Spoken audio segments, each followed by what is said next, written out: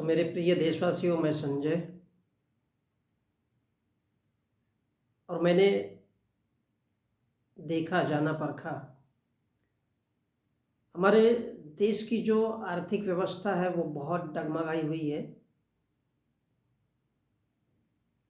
हर एक क्षेत्र में बहुत अलग अलग तरह से हमारी इकोनॉमी पूरी तरह से, हम जानते हैं कि हमारे देश में जातिवाद है। हमारे देश में समाज भी विभिन्न भागों में डिवाइड किया हुआ है। तो संभवतः बहुत ही पेचीदा है हमारे देश का सिस्टम। तो भारत की अर्थव्यवस्था को किस तरह से सुधारा जा सकता है? तो मैं समझता हूँ कि डीजल या जो पेट्रोल है उसको या तो पूरी तरह से फ्री कर देना चाहिए, या अगर उस पर टैक्स लगना है या रखना है तो फिर 1 या केवल 2% रखना चाहिए, क्योंकि ये पब्लिक ट्रांसपोर्ट का सबसे बड़ा साधन है। और इससे यातायात बहुत ज़्यादा, क्योंकि हम इलेक्ट्रिसिटी में उतना अच्छा नहीं कर पाए, तो इसलिए डीजल और पेट्रोल, क्योंकि ये तो वेलफेयर के लिए है। और उसमें अगर टैक्स लगे, जीएसटी हो या और भी हो जो उसमें लगता होगा, वैट जो भी है, तो वो केवल 1 या 2% लगना चाहिए। दूसरा है एजुकेशन।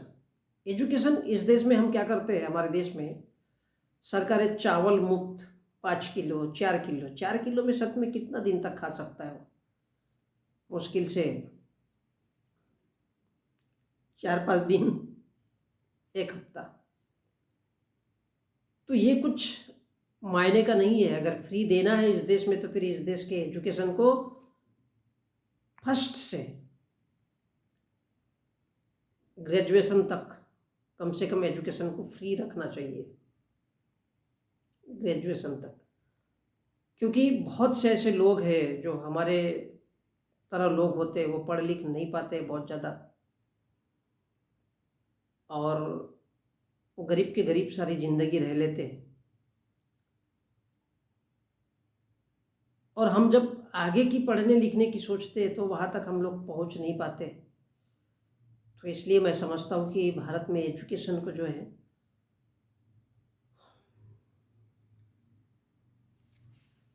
पूरी तरह से फ्री कर देना चाहिए। अब तीसरा है कि हमारी जो देश की आर्थिक व्यवस्था है, हम देखते हैं कि बड़े बड़े बिजनेसमैन लोगों को बहुत ज़्यादा पैसा दे करके, ताकि वो सरकारों को रिटर्न में कुछ पैसा दे और उससे वो अपना पॉलिटिकल एजेंडा चलाए। तो देश में सरकार किसी की भी हो, कोई भी चलाए, क्योंकि छोटा और गरीब इंसान तो वहाँ तक पहुँच नहीं सकता। तो मैं समझता हूँ कि ग्रामीण क्षेत्रों में 1 लाख से 3 लाख या फिर 5 लाख तक के छोटे छोटे लोन दिए जाए, ताकि वो छोटे मोटे उद्योग, जो ग्रामीण क्षेत्रों के लोग हैं वो छोटे छोटे उद्योगों कर सकते हैं। इन सपोज कोई कृषि उपकरण का ही एग्जाम्पल देना चाहूँगा कि अगर किसी को पसंद है तो वो कृषि उपकरण रखे, और कुछ ऐसे छोटे उद्योग जिससे 2 लोग 4 लोग काम कर सकते हैं,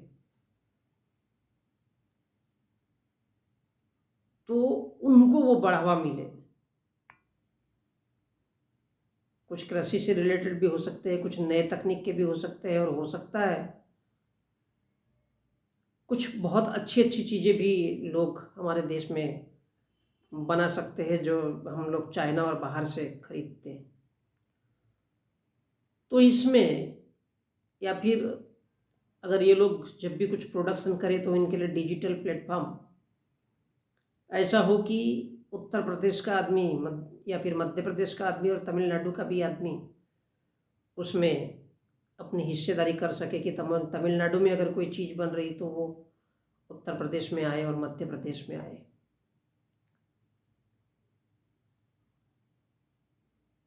इससे जो छोटे छोटे उद्योग होंगे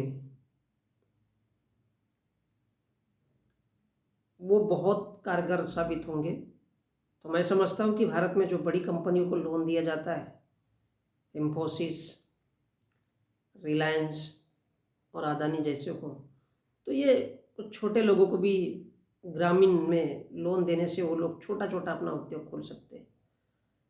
अगला चाहूँगा मैं कि महिलाओं के लिए, तो महिलाओं के लिए हमारे देश में जो बलात्कार होते हैं और उसमें बहुत जगह में रिपोर्ट-विपोर्ट नहीं लिखी जाती है, तो उनकी सुरक्षा के लिए कलेक्टर कार्यालय में कुछ अतिरिक्त स्टाफ जो महिलाओं को रखा जाए। और कोई भी महिला अपने घर से मोबाइल से वो डाल सकती है मैसेज,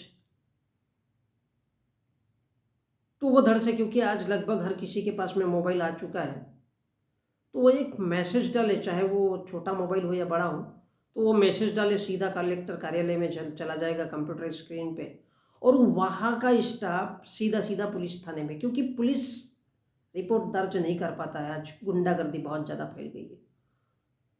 तो वहाँ से उसकी शुरुआत होनी चाहिए, कलेक्टर कार्यालय से, और वो पुलिस स्टेशन को इन्फॉर्म करेंगे और तुरंत वहाँ से उन लोग एक्शन लेना चाहिए महिलाओं के लिए।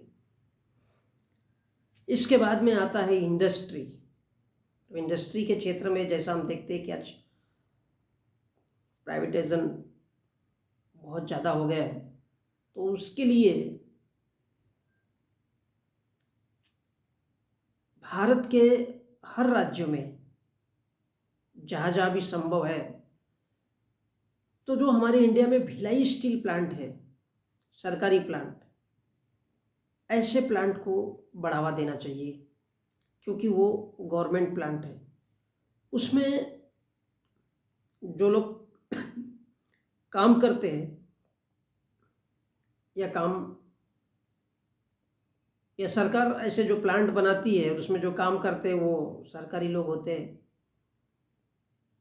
और उनको एक लिमिट तक सुविधाएं भी दी जाती है। ऐसा नहीं है कि कोई 18 घंटे या 20 घंटे या 22 घंटे काम करे या 70 घंटे। ये बेवकूफ़ी है, क्योंकि हम इंसान हैं और हम भारत के लोग हैं, तो इस दृष्टिकोण से सोचना चाहिए। तो ये भिलाई स्टील प्लांट जैसे चाहे किसी भी फील्ड में हो, इलेक्ट्रिक में हो, एंसिलरी हो, ऑटोमोबाइल हो, या फिर कोई भी सेक्टर हो, एग्रीकल्चरल सेक्टर हो, तो इसमें सरकार को पैसा लगा करके ऐसी बड़ी इंडस्ट्रीज खड़ी करनी चाहिए, चाहे वो स्टील का प्रोडक्शन हो या फिर सीमेंट का हो। तो इससे क्या होगा कि सरकार का उद्यम बढ़ेगा, सरकार का उपक्रम बढ़ेगा। जिस प्रकार यदि हम एजुकेशन के क्षेत्र में यदि निःशुल्क एजुकेशन करते हैं ग्रेजुएशन तक, तो ये कौन से माध्यम से हो सकता है? केवल सरकारी माध्यम से, गवर्नमेंट स्कूलों के माध्यम से। ऐसा नहीं कि प्राइवेट बोल दिए और वो वहाँ पर वो कुछ मतलब का नहीं होता है, क्योंकि प्राइवेट आज नहीं तो कल, जिस प्रकार आज हमारे देश को अडानी ने हैक कर दिया है, उनके न्यूज़ चैनल है और वो सब, तो वो चाहे इस देश को कुछ न्यूज़ दिखाए ना दिखाए, वो भविष्य के लिए बहुत बड़ा खतरा है। तो इंडस्ट्री को भी अब नए दिशा में मोड़ने की आवश्यकता है। तो इंडस्ट्री को के लिए फील्ड चाहे कोई भी हो, इलेक्ट्रिकल हो, मैकेनिकल हो, या किसी भी प्रकार के स्पेयर पार्ट्स जो मैन्युफैक्चर किए जाएंगे, तो वो गवर्नमेंट के थ्रू उन फैक्ट्रीज को बैठाया जाए और गवर्नमेंट ही उनको मार्केट में अपनी एजेंसीज के थ्रू सप्लाई करे और लोगों में प्रचार करे।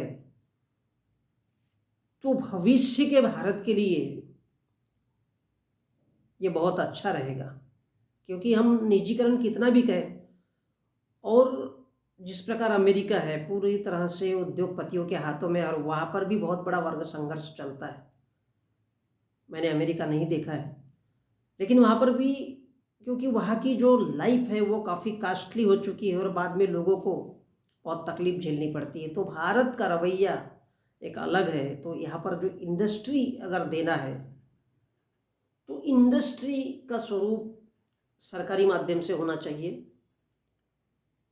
और सरकार जब भिलाई स्टील प्लांट, मैं एक एग्जांपल इसलिए दे रहा हूँ क्योंकि उस कंपनी को थोड़ा मैं जानता हूँ, और इससे क्या होगा कि अगर ये भिलाई स्टील प्लांट जैसे कंपनी बैठती है तो उसके आजू बाजू में 25 से 30 छोटी मोटी फैक्ट्री और भी ऑटोमेटिक बन जाती है। वो छोटे जो उद्योग करता है वो ऑटोमेटिक लाते हैं, क्योंकि वहाँ पर अगर स्टील बनता है तो उसका रॉ मटेरियल से लेकर के फिनिश गुड होने तक जितना भी टोटल वर्क होता है उसके लिए उसमें स्टेशनरी है तो एक छोटा सा प्रिंटिंग का प्रेस या छोटी सी कंपनी बैठ जाएगी जो सप्लाई करे। तो इस प्रकार वहाँ पे रिलेटेड कोई इलेक्ट्रिक का है तो वहाँ पर उसका भी इंतजाम होगा और वो ऑटोमेटिक 25 से 30 एक्स्ट्रा कंपनियाँ बैठ जाएगी छोटी मोटी। तो इस प्रकार एक इंडस्ट्री के लिए ये बहुत बढ़िया होगा। तो ये सरकार को ध्यान में रखना चाहिए, चाहे कोई भी सरकारें हो एंड सो ऑन। इंडस्ट्री के लिए सबसे महत्वपूर्ण है और इसको ध्यान में रखना चाहिए। वैसे आज हम देखते हैं, मैंने जब से देखा है तब से सरकारें सिर्फ मैनिफेस्टो करती है, बनाती है और ज़मीनी स्तर पर उनको कुछ नहीं मिलता है। अटल बिहारी वाजपेयी ने इस बात का जिक्र किया था कि जब 16 पैसा 1 रुपया निकलता है तो बोले 16 या 15 पैसा ही लोगों को मिलता है, और ये किसने कहा था? तो राजीव गांधी ने कहा था। आई डोंट नो वो किसने कहा था, मुझे इससे मतलब नहीं है। लेकिन क्यों 1 रुपया नहीं मिलता है? आज़ादी के 75 साल हो गए, उसके बावजूद भी इस देश का यही हाल है। हम धर्म और इसके पीछे हमारे देश को जो डाल दिया जाता है, ये भारत के लिए, भविष्य के लिए बहुत बड़ा खतरा है। और जो भी हो, ऐसे नेताओं का बिल्कुल बहिष्कार करना चाहिए जो किसी भी सूरत में इस देश के लिए सुरक्षित नहीं है।